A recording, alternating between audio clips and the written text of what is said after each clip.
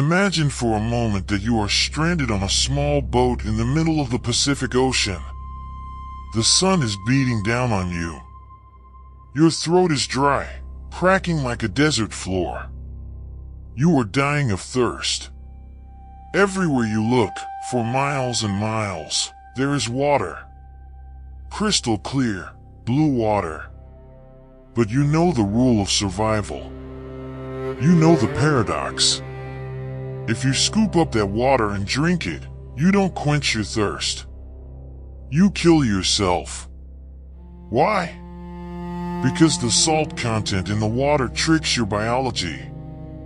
It dehydrates your cells, pulling moisture out of them. The more you drink, the thirstier you become. The thirstier you become, the more you drink. It is a feedback loop that ends in madness and death. This is the perfect metaphor for the second deadly sin, greed. In our modern world, we don't call it greed anymore. That word sounds too medieval, too ugly. We call it ambition. We call it the grind. We call it financial security. We tell ourselves a very specific lie. I just need to hit this number. Once I have X amount in the bank, once I buy that house, once I get that promotion, then I will stop running. Then I will be safe. But if you are watching this, you probably know the truth. You hit the number. You got the raise. You bought the toy. Did the hunger stop? Or did it just change shape? Ancient wisdom and modern psychology agree on one terrifying fact. Greed is not a desire for a specific outcome. Greed is a mechanism. It is a treadmill. It is the belief that a finite world can somehow fill an infinite hole in your soul. Today, we are going to stop drinking the salt water. We are going to dismantle the psychology of more. I am going to give you 5 specific, step-by-step habits to starve the beast of greed, break the dopamine cycle, and finally reclaim your freedom. Let's start with the neuroscience. Habit number 1 is, define your enough. You need to understand why you are never satisfied. It's not because you are ungrateful. It's because of a biological glitch called the hedonic treadmill. Here's how it works. You see a luxury car. Your brain releases dopamine. Now, most people think dopamine is the pleasure molecule. That is false. Dopamine is the motivation molecule. It is the chemical of wanting, not liking. Its only job is to make you chase the object. Once you actually get the car, the dopamine drops off a cliff. You return to your baseline level of happiness within weeks. The extraordinary becomes ordinary. So, what does the brain do? It looks for the next target. The treadmill speeds up. Greed thrives on ambiguity. It loves the concept of more. Because more is a horizon. You can walk toward the horizon for 1,000 years, but you will never actually stand on it. It always moves away from you. To free your soul, you must do something the ego hates. You must stop walking. You need to sit down, look at your finances, and define a hard number. This is the income one needs to live a good life. This is the house that is big enough. This is the car that works. This is called the cap. When you define enough, you switch your brain from accumulation mode, scarcity, to maintenance mode, gratitude. You can still grow. You can still succeed. But you are no longer running for your life. You are running with your life. Habit number 2. This is the hardest one. Shatter the secrecy. If you look at the anatomy of greed, it almost always grows in the dark. Think of Judas Iscariot. Before he betrayed Jesus for 30 pieces of silver, the Bible tells us he was the treasurer for the disciples. And it says he used to help himself to the money bag. The betrayal didn't start with the silver, it started with the secret. Greed loves isolation. It loves that secret credit card you haven't told your wife about. It loves the impulse purchases you hide in the trunk of your car. It loves the incognito tab where you browse for things or experiences that feed your lower self. We start living two lives. The public man who looks successful and disciplined, and the private man who is enslaved by his impulses. You need to bring the light in. Secrets make you sick, transparency heals. You need to audit your life. Not just your bank account, but your digital life. Where are you spending your time? Where are you spending your attention? This is where I stop suggesting and start insisting. You need a tool like Ever Accountable. Most men try to fight these battles on willpower alone. That is a strategy for failure. You need a shield. Ever Accountable is software that protects your devices and shares your activity with a trusted friend or mentor. It does two things. It removes the opportunity for secret sin. It builds a bridge of conversation with someone you trust. When you know someone is watching, the grip of the secret self is broken. The temptation loses its power because the darkness is gone. If you want to be free, you have to be known. I've put a link in the description.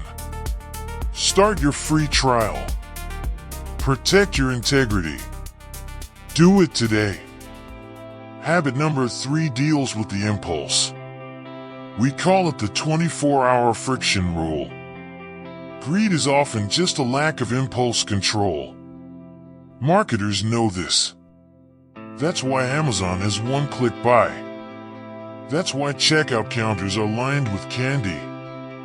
They want to remove all friction between your desire and your wallet. They want to bypass your prefrontal cortex, the part of your brain that thinks logically, and speak directly to your lizard brain. You have to reintroduce the friction. Here's the rule: if you see something you want to buy that costs more than $50 and isn't a survival necessity, you are not allowed to buy it today. You can put it in the cart. You can take a picture of it. But you must walk away. You must wait 24 hours. This forces your brain to cool down. It separates the stimulus from the response. Here's what will happen 90% of the time. When you wake up the next morning, the desire will be gone.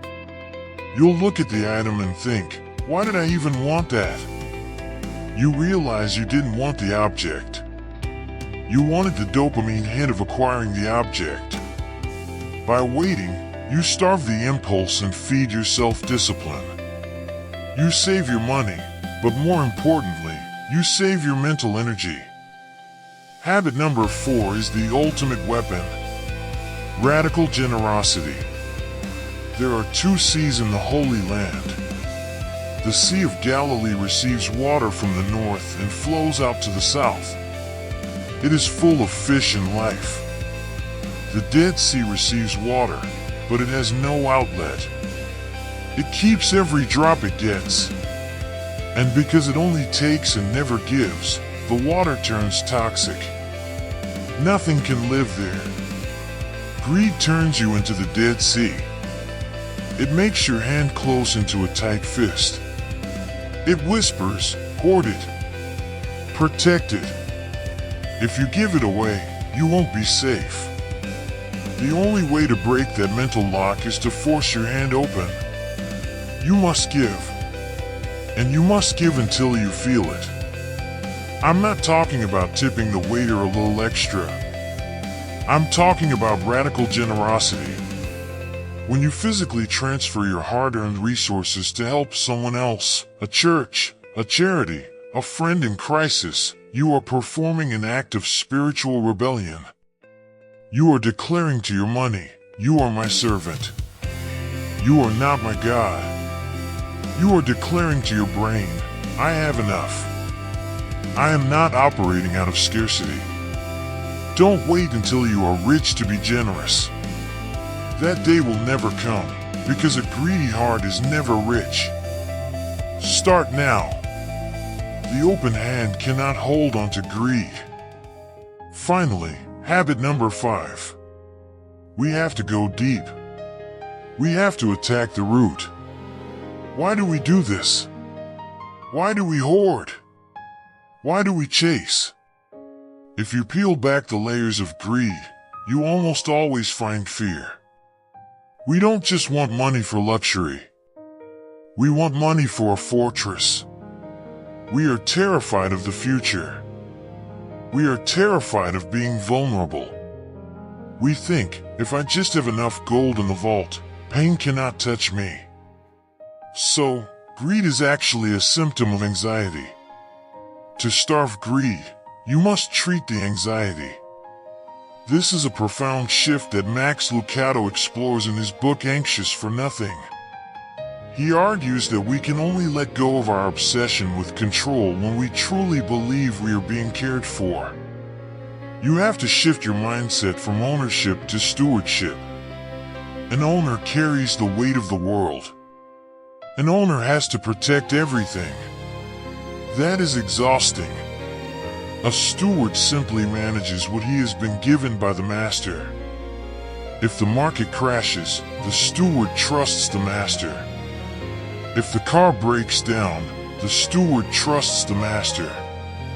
The antidote to greed is not poverty. The antidote to greed is trust. It is waking up every morning and listing what you have been given, rather than what you lack. When you truly believe that you are provided for, the frantic, desperate need to grab everything in sight simply evaporates. You can finally exhale. Seneca, the great Stoic philosopher, once wrote, "It is not the man who has too little, but the man who craves more, that is poor." You have a choice to make today. You can spend the rest of your life drinking the saltwater. You can chase a horizon that will always move away from you. You can live in the anxiety of the grind. Or, you can choose the wealth of the soul. You can choose to define your enough. You can choose to live in the light. You can choose to open your hand. The silver coins are not worth your soul. Put them down. If you are ready to walk this path, if you are ready to refine your character and master your mind, then you are in the right place. Subscribe to Soul Refined. Join us. We are building a community of men who are choosing freedom over slavery. I'll see you in the next exploration.